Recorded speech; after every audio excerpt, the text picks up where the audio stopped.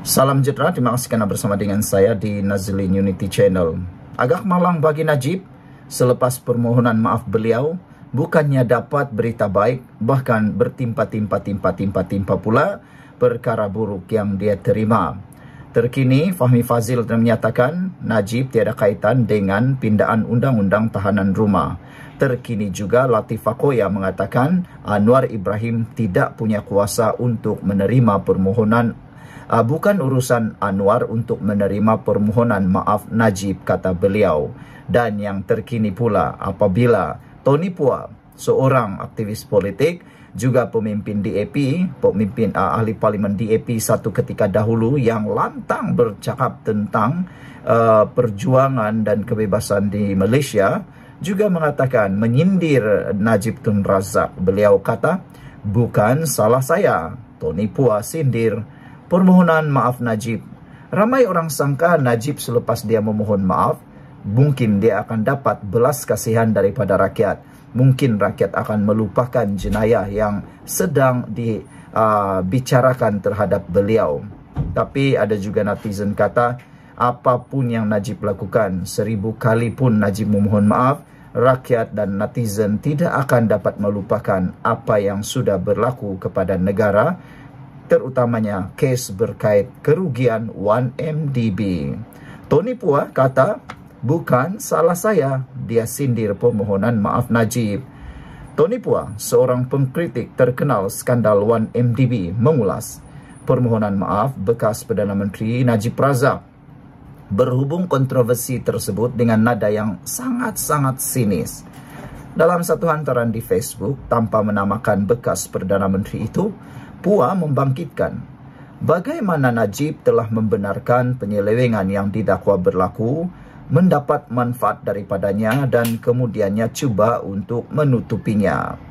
Ini termasuk memecat timbalan Perdana Menteri ketika itu Muhyiddin Yassin, Peguam Negara Abdul Ghani Patail dan pegawai penguatkuasa undang-undang tertinggi bagi memudahkan usaha menutup skandal tersebut, termasuk dakwaan membeli barangan mewah untuk isterinya Rosmah Mansor dengan wang hasil daripada dana yang diseleweng.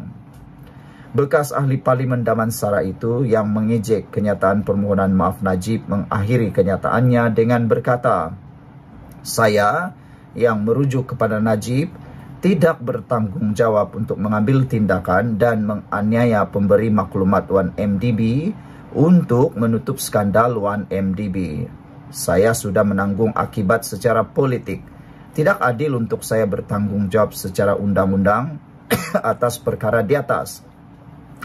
Saya hanya perlu katakan, saya minta maaf kerana menjadi Perdana Malaysia yang paling bodoh dan paling lembab, kerana mempercayai pihak yang salah yang menipu rakyat Malaysia berbilion ringgit.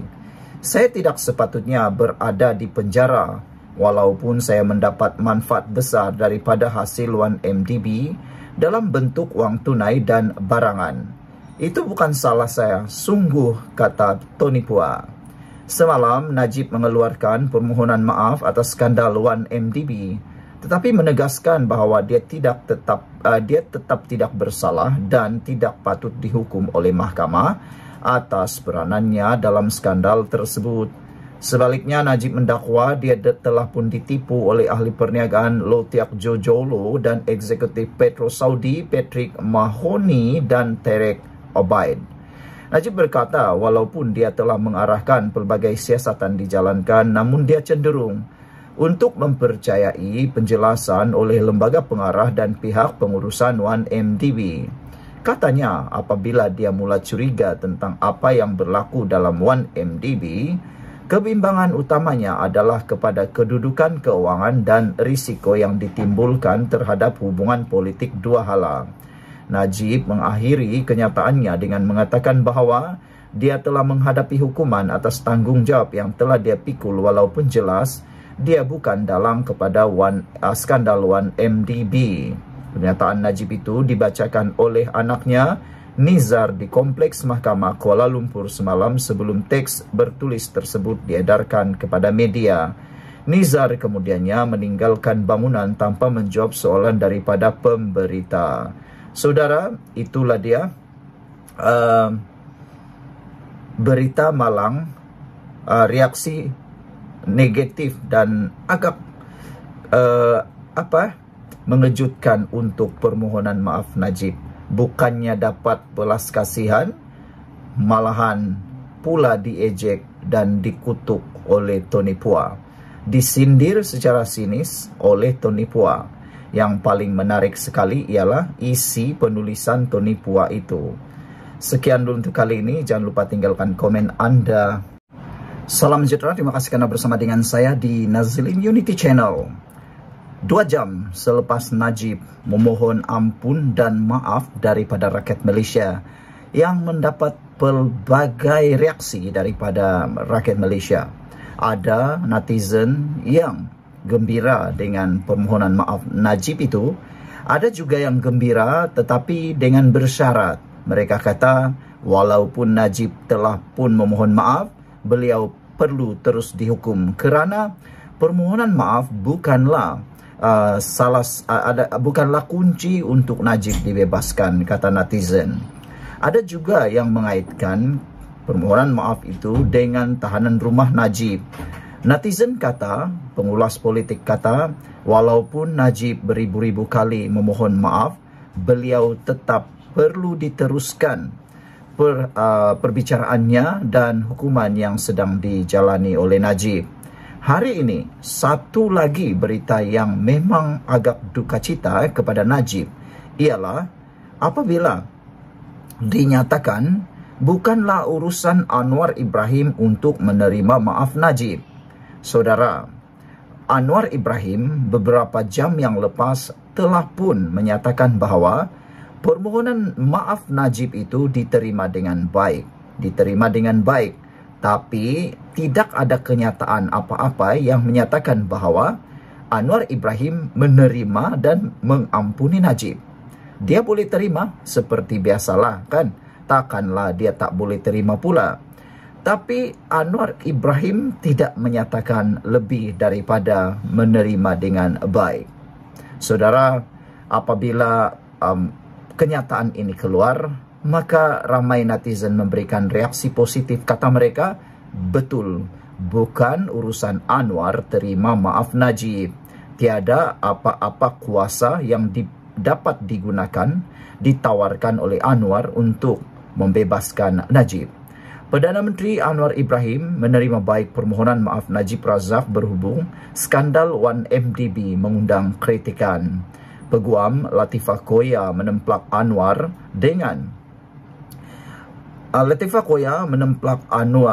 dengan mengatakan pengerusi Pakatan Harapan PH itu tidak mempunyai kuasa menerima permohonan maaf sedemikian. Kata beliau, bukan urusan dan kuasa Perdana Menteri untuk menerima permohonan maaf sebegitu. Bukan tugasnya, kata beliau. Oleh kerana Najib masih menegaskan dia tidak bersalah, penerimaan Anwar itu membenarkan jenayahnya, kata Latifah Koya. Tetapi secara peribadi, saya merasakan bahawa mungkin berlaku salah faham, salah petik, salah sudut pandang oleh Latifah Koya. Anwar Ibrahim tidak pun menyatakan beliau membenarkan jenayah itu ataupun mahu membebaskan Najib. Anwar hanya mengatakan menerima permohonan maaf Najib dengan baik. Kata Latifah lagi, ia memberanikan golongan korup memperlekeh mahkamah dan merendahkan SPRM, kata bekas Ketua Pesuruhjaya SPRM itu di laman X. Latifah juga mempersoalkan sama ada penerima maaf itu merupakan permulaan untuk membebaskan Najib untuk tahanan rumah. Namun demikian, beberapa minit yang lepas, Fadli Fazil telah pun menyatakan kenyataan rasmi daripada pihak kerajaan bahawa undang-undang tahanan rumah, pindahan tahanan rumah tiada kaitan langsung dengan Najib. Itu adalah kenyataan rasmi daripada kerajaan yang mungkin belum dibaca oleh Latifah Koya. Sementara itu, dalam reaksi segera, bekas ahli Parlimen Sepang Muhammad Hanifah Maidin yang juga pemimpin amanah berkata, penerimaan Anwar terhadap permohonan maaf tidak mewakili semua orang. Bekas timbalan menteri di Jabatan Perdana Menteri itu berkata dalam catatan Facebook yang tegas, "Dengan hormatnya, saya tidak fikir Anda mewakili kami semua." Anwar sebelum ini berkata dia terima baik permohonan maaf Najib. Anwar berkata demikian ketika ditanya wartawan mengenai perkara itu selepas solat Jumat hari ini di Putrajaya. Semalam Najib dalam satu kenyataan yang dibacakan oleh anaknya Nizar di Mahkamah Tinggi Kuala Lumpur memohon maaf kerana skandal 1MDB berlaku semasa pentadbirannya tetapi mengekalkan dia tidak bersalah. Sekian untuk kali ini. Jangan lupa tinggalkan komen anda. Sila tekan butang subscribe. Apa pula pendapat anda tentang isu kali ini? Yang paling ditunggu oleh rakyat ialah apa komen daripada Akmal Saleh. Dia kan pahlawan bergagah berani, kata netizen. Bukan, kata Greenfish 2455, bukan juga urusan kamu. Wah, dia juga kata tentang pembebasan Najib, atau tentang permohonan maaf Najib, atau tentang tahanan Najib, bukan juga urusan Latifah Koya. Sekian dulu untuk kali ini, kita jumpa lagi.